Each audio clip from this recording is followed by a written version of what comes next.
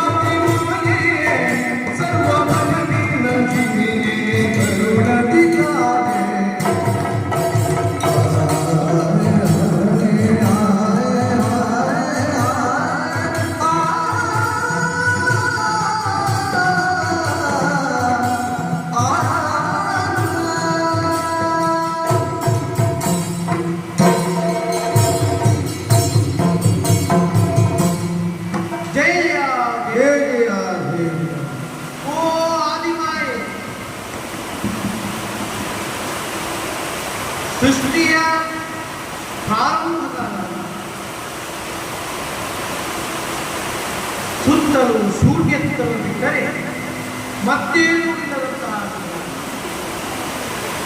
ಜಲದಿಯನ್ನು ಮಾತ್ರ ಕಾಣಿಸುತ್ತಾ ಇದೆ. ಈ ಜಲದಿಯ ಮಧ್ಯೆ ನಮ್ಮ ಮೂವರ ಸೃಷ್ಟಿ ಎತ್ತ ನೋಡಿದರು ಬರೀ ಕತ್ತಲೇ ಆವರಿಸುತ್ತದೆ. ಏನು ಮಾಡುವುದು, ನಾವು ಯಾರು ಅಥವಾ ನಮ್ಮ ಜನ್ಮಕ್ಕೆ ಉತ್ತೇಜವೇನು ಎನ್ನುವಂತಹ ವಿಚಾರವೇ ಅರಿಯದಂತಹ ನಾವು ಮುಂದೆ ಸಾಗುತ್ತಾ ಬರುವಾಗ ನಮಗೆ ದಿವ್ಯವಾದಂತಹ ಪ್ರಭೆಯನ್ನು ಗೋಚರಿಸುತ್ತದೆ. ಆ ದಿವ್ಯವಾದಂತಹ ಪ್ರಭೆಯಲ್ಲಿ ಆವಿರ್ಭವಿಸಿದವಳು, ಆದಿಯಲ್ಲಿ ಉದಿಸಿದವಳೇ ಆದಿಮಾಯೆ ಎಂಬ ನಾಮಾಂಕಿತ ಪಡೆದವಳೇ ಅಮ್ಮ. ಆ ಮಹಾಕಾರದಿಂದ ಬಂದಂತಹ ಓಂಕಾರ, ಆ ಓಂಕಾರದಿಂದ ಸೃಷ್ಟಿಸಲಾದಂತಹ ನೀನು ಇದೀಗ ನಮ್ಮ ಮೂವರ ಜನನಕ್ಕೆ ಕಾರಣದ ಕರ್ತರಾಗಿದೆ ಎನ್ನುವ ವಿಚಾರ ನಮಗೆ ತಿಳಿದಿದೆ ಅಮ್ಮ. ಈ ಸಂದರ್ಭದಲ್ಲಿ ಏನೂ ಅರಿಯದಂತಹ ನಮಗೆ ಜ್ಞಾನವನ್ನು ಇಟ್ಟು ನಮ್ಮನ್ನು ಪೊರೆಯಬೇಕಮ್ಮ, ಪೊರೆಯಬೇಕು. ಇದು ನಿನ್ನ ಪಾದದ ಎರಗಿದ್ದೇವೆ ಅಮ್ಮ.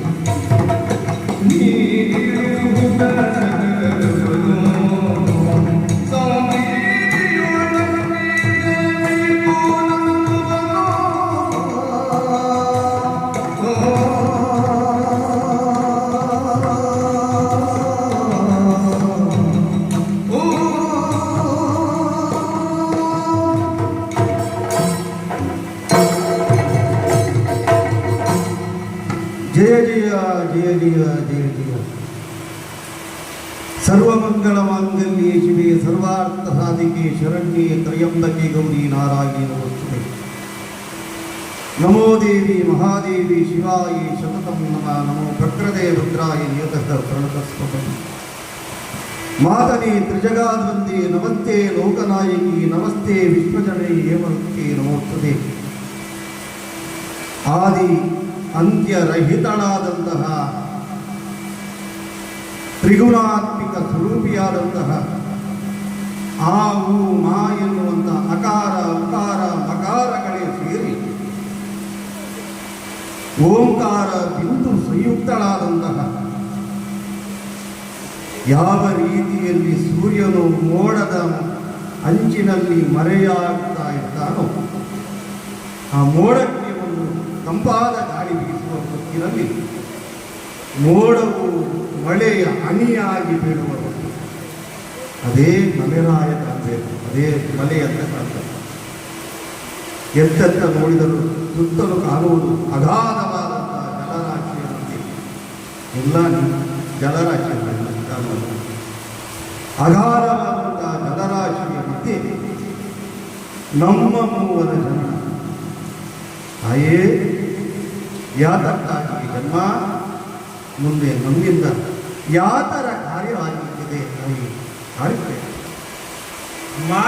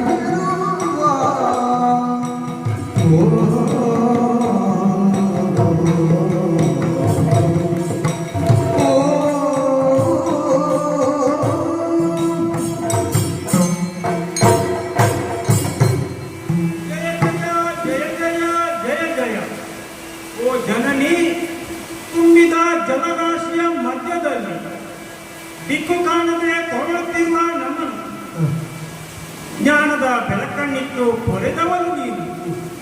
ನಮ್ಮ ಹುಟ್ಟಿನ ರಹಸ್ಯವೇನು, ಮಾಡಬೇಕಾದ ಕೆಲಸಗಳೇನು ಎಂಬುದರ ಬಗ್ಗೆ ನಮ್ಮ ಜ್ಞಾನಹೀನರೇ ಆಗಿದ್ದೇವೆ ನಾವು. ಆದುದರಿಂದ ನಮಗೆ ದಿವ್ಯ ಜ್ಞಾನವನ್ನು ಇತ್ತು ತಾನುರಾಗದಿ ಪೊರೆಯಬೇಕಮ್ಮ, ಪೊರೆಯಬೇಕು. ಮಕ್ಕಳೇ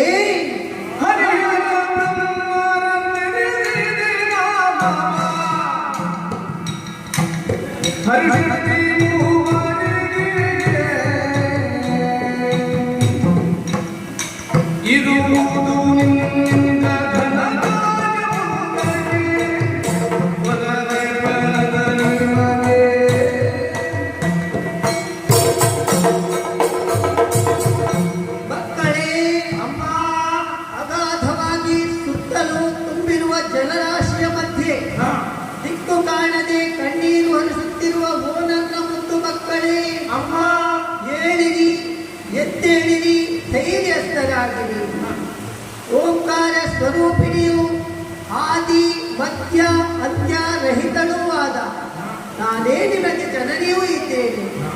ನಿಮ್ಮನ್ನು ಗುರುತಿಸುವುದಕ್ಕಾಗಿ ನಿಮಗೊಂದು ಹೆಸರನ್ನಿಡುವವಳಿದ್ದೇನೆ. ಏನಮ್ಮ? ಶ್ವೇತವರ್ಣದಿಂದ ರಂಜಿಸುತ್ತಿರುವ ನೀನೇ ಬ್ರಹ್ಮ, ನೀಲವರ್ಣದಿಂದ ಶೋಭಿಸುತ್ತಿರುವ ನೀನೇ ನಾರಾಯಣ, ಆಗಲಿಯಮ್ಮ.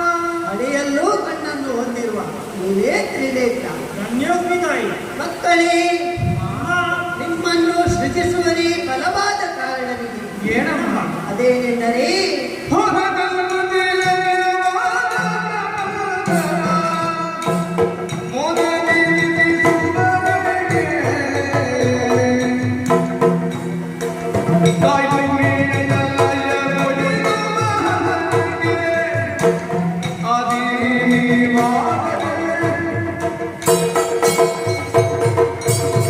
ಮಕ್ಕಳೇ, ಕಳೆದು ಹೋದ ಕಲ್ಪದಲ್ಲಿ ಲಯವಾದ ಪ್ರಪಂಚವನ್ನು ಮತ್ತೆ ಸೃಷ್ಟಿಸಬೇಕಿದೆ.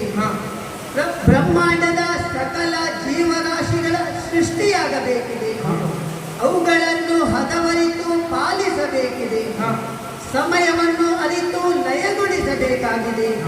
ಹಾಗಾಗಿ ಈ ಕಾರ್ಯಗಳನ್ನು ಮಾಡುವರೆ ನಿಮಗೆ ಇರಲು ಕ್ಷೇತ್ರ, ಮಾಡಲು ಉದ್ಯೋಗ, ಧರಿಸುವರೆ ಗುಣವನ್ನು ಅನುಗ್ರಹಿಸುತ್ತಿದ್ದೇನೆ.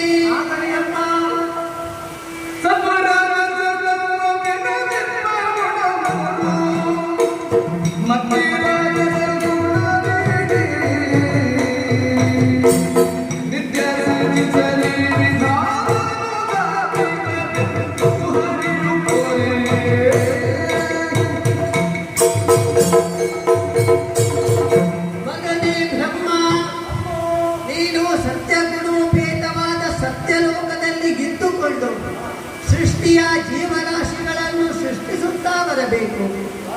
ನಾರಾಯಣ, ನೀನು ವೈಕುಂಠವಾಸಿಯಾಗಿ ಸೃಷ್ಟಿಯ ಅರ್ಥಾತ್ ಜೀವರಾಶಿಗಳ ಪಾಲನೆಯನ್ನು ಮಾಡಿಕೊಂಡು ಬರಬೇಕು.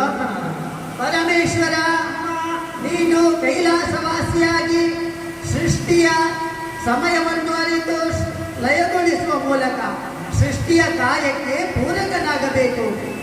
ತ್ರಿಮೂರ್ತಿಗಳಾದ ನೀವು ನಿಮ್ಮ ಕರ್ತವ್ಯವನ್ನು ನಿಷ್ಠೆಯಿಂದ ಮಾಡಿಕೊಂಡು ಬನ್ನಿ ಮಕ್ಕಳೇ. ನಿಮಗೆ ಶುಭವಾಗಲಿ.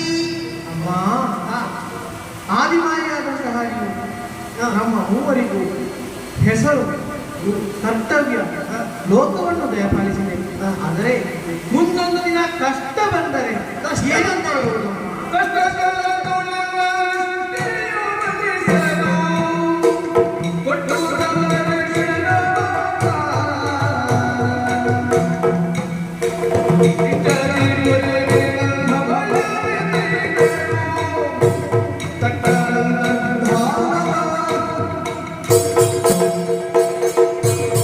ಮಕ್ಕಳೇ, ನಾನು ಕೊಟ್ಟಂತಹ ಧರ್ಮ ರಕ್ಷಣಾ ಕಾರ್ಯದಲ್ಲಿ ನಿಮಗೆ ಕಷ್ಟ ಬಂತು ಎಂದಾದರೆ ನಿಷ್ಠೆಯಿಂದ ಏಕೋಭಕ್ತಿಯಿಂದ ನನ್ನನ್ನು ಧ್ಯಾನಿಸಿ ಪ್ರತ್ಯಕ್ಷ ಅಥವಾ ಪರೋಕ್ಷವಾಗಿ ನಿಮ್ಮ ಕಷ್ಟವನ್ನು ದೂರೀಕರಿಸುತ್ತೇನೆ. ನಾನಿನ್ನು ಅಂತರ್ಧಾನಳಾಗುತ್ತೇನೆ, ಅಂತರ್ಧಾನಳಾಗುತ್ತೇನೆ, ಅಂತರ್ಧಾನಳಾಗುತ್ತೇನೆ.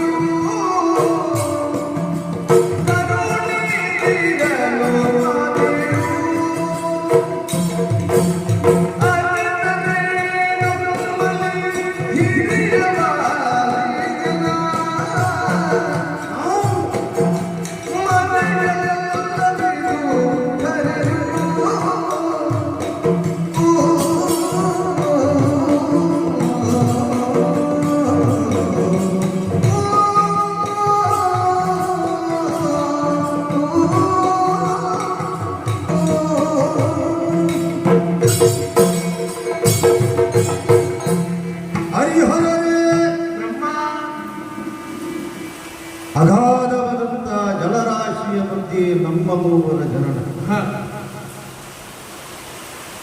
ಅಮ್ಮ ಕರೆದದ್ದು ಮೊದಲು ಬ್ರಹ್ಮ ಎಂದು. ಸರಿ, ಆಲಿಸಿದಿರುತ್ತಾನೆ. ಅಲ್ಲ, ಇಲ್ಲಿ ಅಮ್ಮನಿಗೂ ಬ್ರಹ್ಮನಿಗೂ ಏನು ವ್ಯತ್ಯಾಸ ಅಂತ ನೋಡೋಣ ಪ್ರಾಸಬದ್ಧವಾಗಿ ಅಲ್ವಾ? ಹೌದು. ಅಮ್ಮ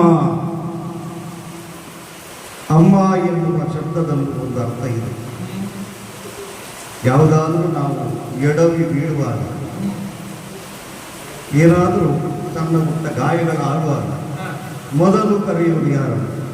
ಅಮ್ಮ. ಅಮ್ಮ ಎನ್ನುವಂಥ ಶಬ್ದ. ಅದು ಕೂಡ ಅಕಾರ ಉಕಾರ ಮಕಾರಗಳೇ ಸೇರಿ ಮಾಮ ಸೇರುವಾಗ ಅದು ಅಮ್ಮ ಆಗ್ತದೆ. ಅದಕ್ಕೆ ಹೇಳುವುದಲ್ಲ, ಜನನಿ ತಾನೇ ಮೊದಲ ಗುರು. ಜನನಿಯಿಂದ ಪಾಠ ಕಲಿತ ನಾವು ಧನ್ಯರು. ಮೊದಲ ಗುರು ಯಾರು? ತಾಯಿ. ಆದ್ದರಿಂದ ಅಗಾಧವಾದಂತಹ ಜಲರಾಶಿಯ ಮಧ್ಯೆ ನಮ್ಮ ಮೂವರಿಗೆ ಜನ್ಮವನ್ನು ಇಟ್ಟಿದ್ದು ಮಾತ್ರವಲ್ಲ, ನಮ್ಮದೇ ಆದಂಥ ಉದ್ಯೋಗವನ್ನು ಕಲಿತು.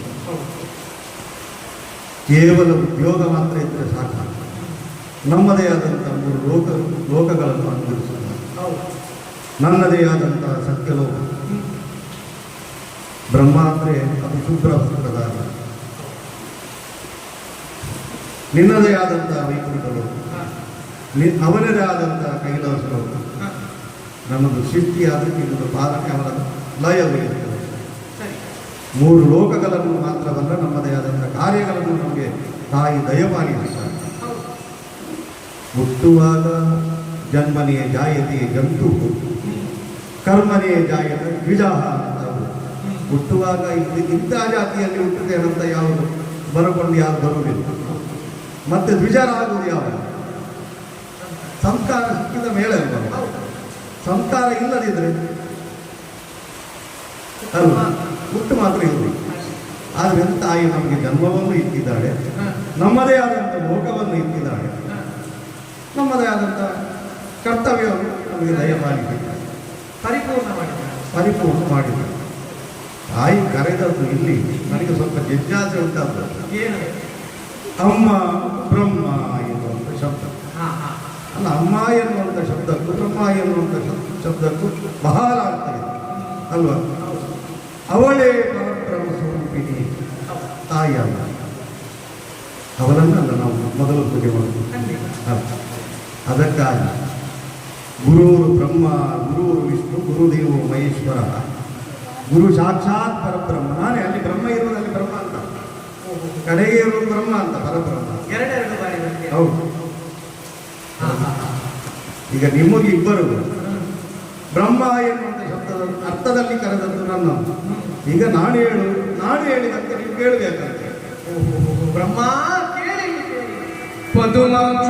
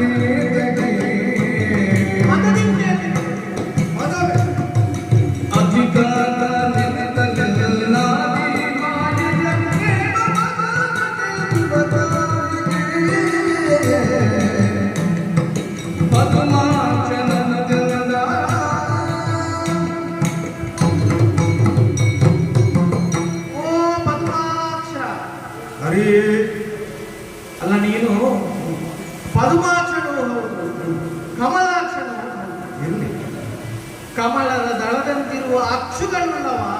ನೀನು ಹೇಳಿದಾಗ ನಾನು ಯಾವುದು ಒಪ್ಪಿಕೊಳ್ತೇನೆ. ಪದುಮಗಳ ದಳದಂತಿರುವಂತಹ ಅಕ್ಷುಗಳಿಲ್ಲವ ಪದುಮಾಕ್ಷ.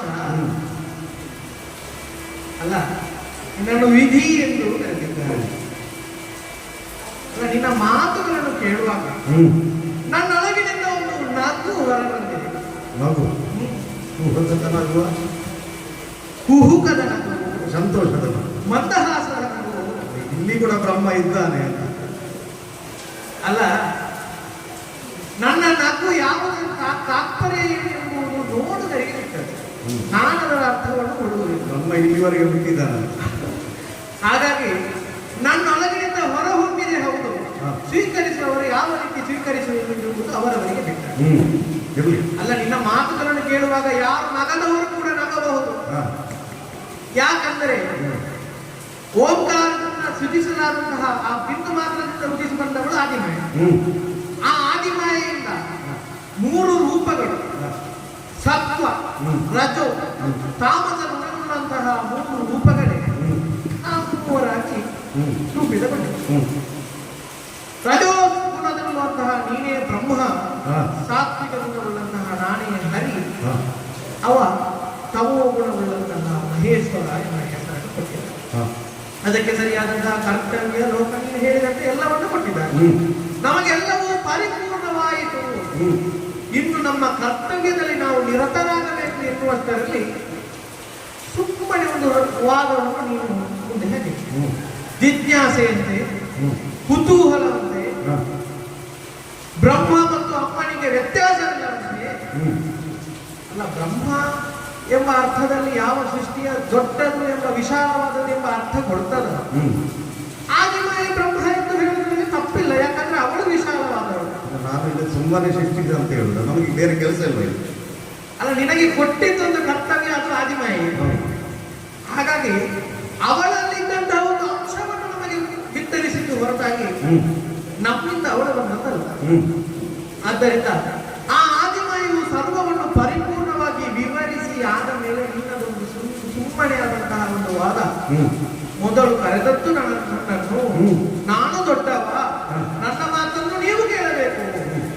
ಅಲ್ಲ ಹಾಗೆ ಇದ್ದಿದ್ದರೆ ಯಾಕೆ ಆದಿಮಾಯಿ ಕಷ್ಟ ಬಂದಾಗ ನನ್ನನ್ನು ಪ್ರಾರ್ಥಿಸಿ ಅಂತ ಹೇಳ್ತಿದ್ರು? ಕಷ್ಟ ಬಂದಾಗ ನನ್ನನ್ನು ಪ್ರಾರ್ಥಿಸಿ ಎಂದು ಹೇಳುವ ಅರ್ಥದಲ್ಲೇ ಬರುತ್ತದೆ. ಕರ್ತವ್ಯದಲ್ಲಿ ನಿರತರಾದಂತಹ ನಾವು ನಮ್ಮ ಕರ್ತವ್ಯವನ್ನು ಸರಿಯಾಗಿ ಮಾಡಬೇಕು.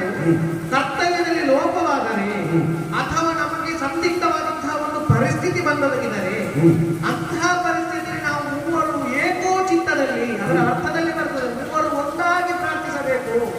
ಮೂವರು ಏಕೋಚಿತ್ತದಲ್ಲಿ ಧಾರಿಸಿದರೆ ಆದಿಮಾಯಿಯು ನಮ್ಮ ಮುಂದೆ ಸೃಜಿಸಿ ನಮಗೆ ಸರಿಯಾದ ಉತ್ತರ ಕೊಡುತ್ತಾರೆ. ಸರಿಯಪ್ಪ, ನಾನು ಒಪ್ಕೊಳ್ತೇನೆ. ಅಲ್ಲ ನಿನಗೆ ಬರುವಂತ ಕಷ್ಟದ ನನ್ನಲ್ಲಿ ಕೇಳಿದ್ದೇನೆ. ಬರುವಂತ ಕಷ್ಟ ಕಾಲದಲ್ಲಿ ನನ್ನನ್ನು ಯಾವ ರೀತಿ ಕಷ್ಟವನ್ನು ಪರಿಹರಿಸುವುದು ಅಂತ ಹೇಳಿ ನಿನಗೆ ಇದ್ದಂತ ಜಿಜ್ಞಾಸ ನನ್ನಲ್ಲಿ ಕೇಳಬೇಕು. ಅಲ್ಲ ಎಲ್ಲವನ್ನು ವಿವರಿಸಿದವಳು ತಾಯಿ, ನೀನು ಕೂಡ ನನ್ನ ಜೊತೆಗೆ ಬಂದವ. ನಿನ್ನಲ್ಲಿ ಏನು ಪ್ರಯೋಜನ?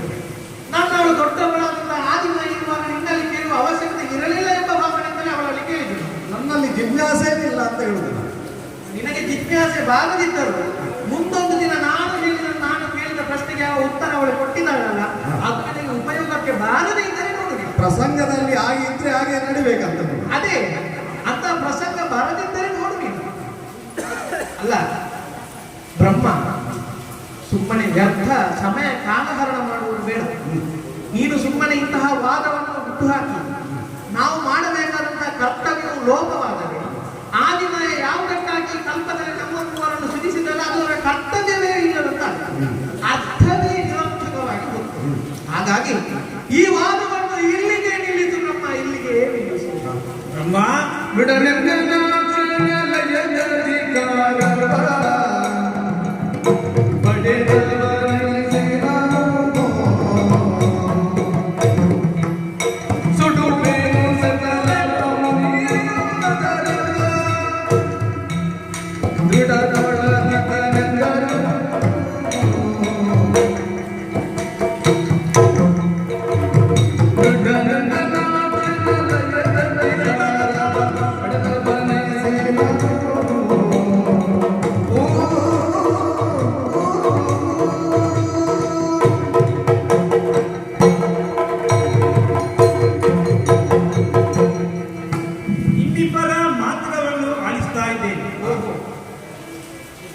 ಇಬ್ಬರ ಮಾತುಗಳನ್ನು ಆಲಿಸುವಾಗ ನನ್ನಲ್ಲಿ ಒಂದು ಪ್ರಶ್ನೆ ಏನಂತ ಪ್ರಶ್ನೆ ಬ್ರಹ್ಮನ ಹತ್ರ.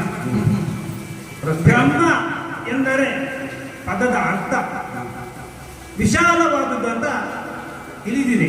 ಹಾ. ನನ್ನ ಪದದ ಶಿವ ಎಂಬುದರ ಅರ್ಥ ನಾನು ಹೇಳ್ತೇನೆ. ಶಿವ ಅಂದರೆ ಒಡೆಯ, ನಿಮ್ಮಿಬ್ಬರಿಗೂ ಒಡೆಯ. ವಿಶಾಲವಾದದ್ದು ಬ್ರಹ್ಮ ಅಂದರೆ ವಿಶಾಲವಾದದ್ದು, ಅದಕ್ಕೆ ಒಡೆಯ ಶಿವ. ತಾಯಿ ಕೊಟ್ಟದ್ದು ಮೂವರಿಗೆ ಒಂದೊಂದು ಕೆಲಸ. ಬ್ರಹ್ಮನಿಗೆ ಸೃಷ್ಟಿ ಮಾಡುವುದು, ನಾರಾಯಣನಿಗೆ ಪೊರೆಯುವ ಕೆಲಸ, ನನಗೆ ಲಯ ಮಾಡುವ ಕೆಲಸ. ಬ್ರಹ್ಮ ಸೃಷ್ಟಿ ಮಾಡುವ ಕೆಲಸವೇ ಸರಿ, ನಾನು ಲಯ ಒಂದು ವೇಳೆ ಲಯವೇ ಮಾಡದಿದ್ದೆ ಬ್ರಹ್ಮನಿಗೆ ಕೆಲಸವೇ ಇಲ್ಲ. ಆದ್ದರಿಂದ ಬ್ರಹ್ಮ ನಿರುದ್ಯೋಗಿ, ಕೆಲಸವೇ ಇಲ್ಲದವ. ನಿರುದ್ಯೋಗಿ. ನಾನು ಹೇಳಿದಾಗೆ ತಾಯಿ ಕೊಟ್ಟ ವರದಿಂದ, ಆದ್ದರಿಂದ ನನ್ನ ಮುಖವನ್ನು ಸರಿಯಾಗಿ ಗಮನಿಸಿ, ಏನುಂಟು? ಹಣೆಯನ್ನು ಕೂಡ ಗಮನಿಸಿ. ಏನೋ ವಿಶೇಷ, ಏನೋ ವಿಚಿತ್ರ ಹೆಚ್ಚಿನ ಕಣ್ಣು, ವಿಚಿತ್ರ ಆಗಿರ್ಬೇಕಾದ್ರೆ. ವಿಚಿತ್ರವಲ್ಲದು, ಹೆಚ್ಚಿನ ಕಣ್ಣು, ಹೆಚ್ಚಿನ ಕಣ್ಣ, ಕಿಚ್ಚಿನ ಕಣ್ಣು. ಹೆಚ್ಚಿನ ಕಣ್ಣಂತೆ. ಒಂದು ವೇಳೆ ಕಣ್ಣು ತೆರೆದರೆ ಹಾ. ಸಕಲವೂ ಸುಟ್ಟು ಭಸ್ಮವಾಗಿದೆ. ಓಹೋ. ಆದ್ದರಿಂದ ನಾನು ಹೇಳುವುದು, ನಿಮಗಿಬ್ಬರಿಗಿಂತಲೂ ನಾನು ಹಿರಿಯವ, ನೀವು ಒಪ್ಪಿಕೊಳ್ಳಲೇಬೇಕು. ಇವನಲ್ಲಿ ಕಾಣುವಾಗ ಏನು ವ್ಯತ್ಯಾಸ ಕಾಣುವುದು? ಎಲ್ರಿಗೂ ಶರೀರದಲ್ಲಿ ಎಷ್ಟು ಇರಬೇಕು ಅಷ್ಟೇ ಇರಬೇಕು. ತಾಯಿ ಕೊಟ್ಟ ವರದಿಂದ ನನಗೆ ಕೋಪ ಬಂದರೆ ಸುಡಲೂಬಹುದು. ಈಗಲೇ ಆ ಕೋಪ ಬಂದ್ರೆ ಸುತ್ತಾನೆ, ಕೋಪ ಬಂದ್ರೆ ಮಾತ್ರ. ಈಗ ಬಂದಿಲ್ಲ.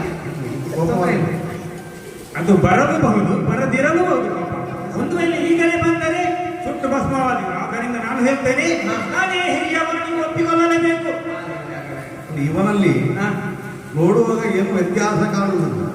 ಒಂದು ಕಣ್ಣು ಮಾತ್ರ ಹೆಚ್ಚಿನದು ಮತ್ತು ಕಿಚ್ಚಿನದಲ್ಲ. ಹೆಚ್ಚಿನದಕ್ಕೆ ಅವ ದೊಡ್ಡವನಂತೆ. ಅದು ವಿಚಿತ್ರಾಂಗ ಅಂತ ಕರೆಯುವುದು ಇವನಿಗೆ.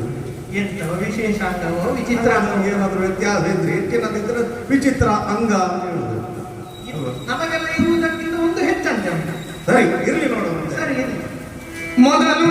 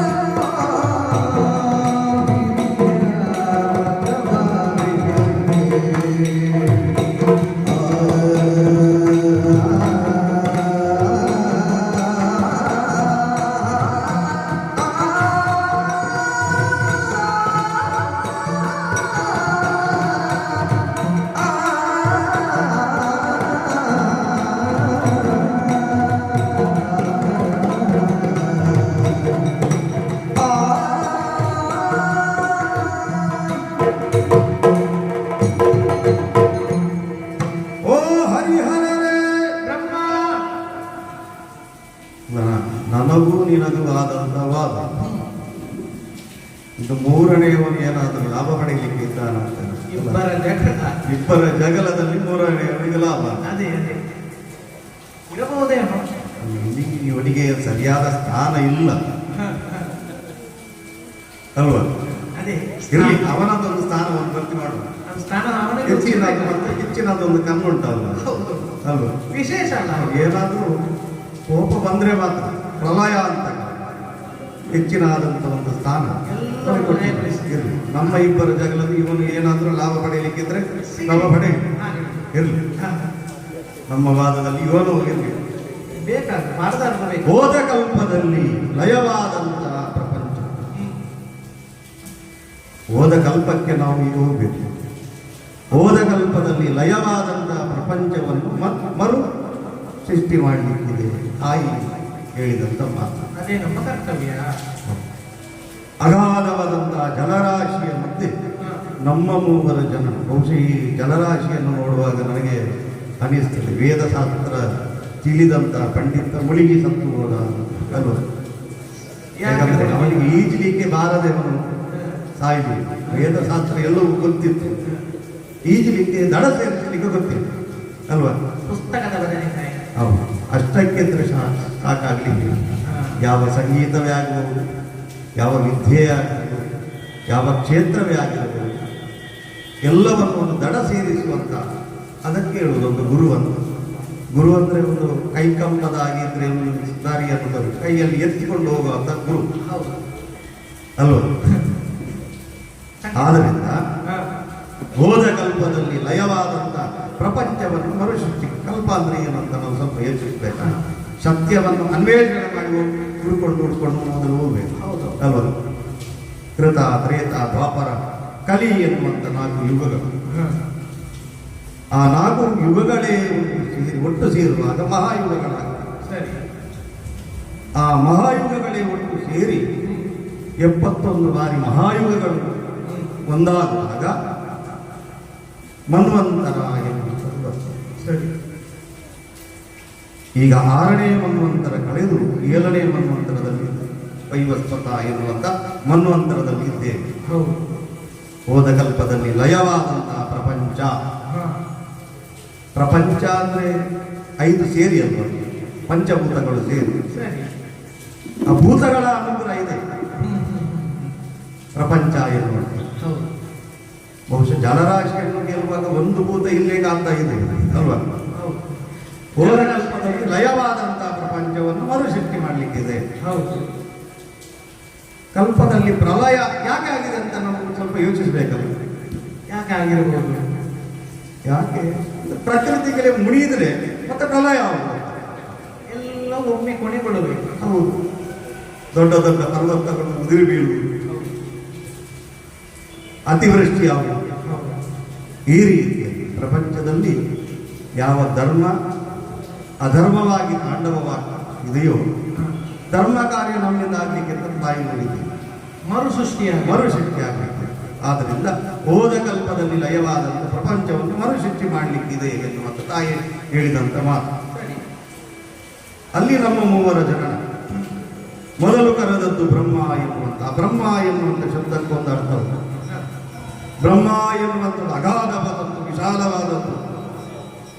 ತಲೆಗೂ ಒಂದು ಬ್ರಹ್ಮ ಎನ್ನುವಂಥ ಶಬ್ದ ಅರ್ಥ ಉಂಟು. ತಲೆ ಇದ್ರೆ ಸಾಕ, ಒಳಗಡೆ ಜ್ಞಾನ ಇಲ್ಲದೆ ಬ್ರಹ್ಮ ಎನ್ನುವಂಥ ಶಬ್ದಕ್ಕೆ ಅರ್ಥ ಇರ್ಬೋದು ಅಲ್ವಾ? ಬ್ರಹ್ಮಜ್ಞಾನೇಶು ಇತಿ ಬ್ರಹ್ಮ ಗ್ರಹತೀತಿ ಬ್ರಹ್ಮ. ದೊಡ್ಡದಾದ ಯಾವುದು ಇದೆಯೋ, ವಿಶಾಲವಾಗಿ ಯಾವುದು ಇದೆಯೋ, ಜ್ಞಾನಕ್ಕೆ ಸಂಬಂಧಪಟ್ಟ ವಿಚಾರ ಯಾವುದು ಇದೆಯೋ ಅದೇ ಬ್ರಹ್ಮ ಅಂತ ನಮಗೆ ಮೂವರಲ್ಲಿ ನಾನೇ ಪರಬ್ರಹ್ಮ ಅಂತ ಹೇಳುವುದು. ಪರಬ್ರಹ್ಮ ಸ್ವರೂಪಿಣಿಯಾಗಿ ಅವಳಿಂದ ಉದಿಸಿದಂತಹ. ಆದ್ದರಿಂದ ಮೊದಲು ಸೃಜಿಸಲು ನೀನು ಏನು ಪಾಲನೆ ಮಾಡುವುದು ಅಂತ ಕೇಳುವುದು.